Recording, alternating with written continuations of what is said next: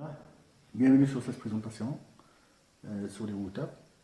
Donc, on a ici devant nous un routeur Cisco de la famille 2900 et très exactement le modèle 1901. Bien sûr, c'est un routeur Cisco.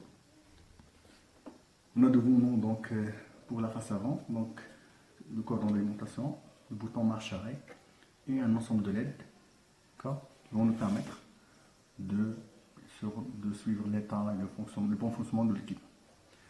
Pour ce qui est de la face arrière, on a généralement un ensemble de ports et d'interfaces. Commençons par découvrir ce qu'on appelle les ports de gestion.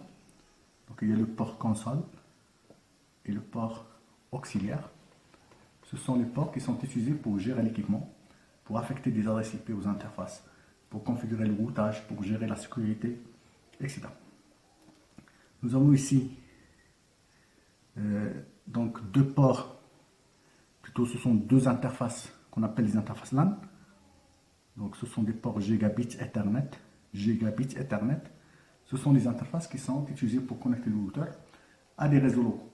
Donc soit pour connecter le routeur avec un switch, ou bien connecter le routeur avec un ordinateur, ou dans certains cas avec un autre routeur. Et nous avons ce qu'on appelle les interfaces WAN.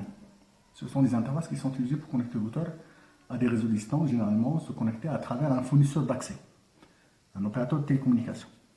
Donc ici, nous avons l'exemple d'une interface série qu'on appelle les Smart Serial. D'accord?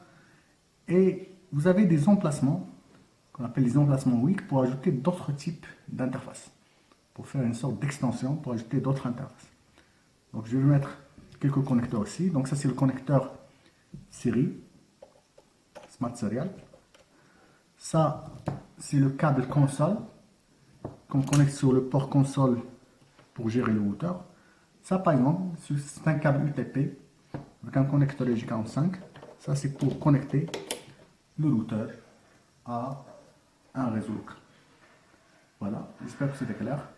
J'espère vous retrouver bientôt.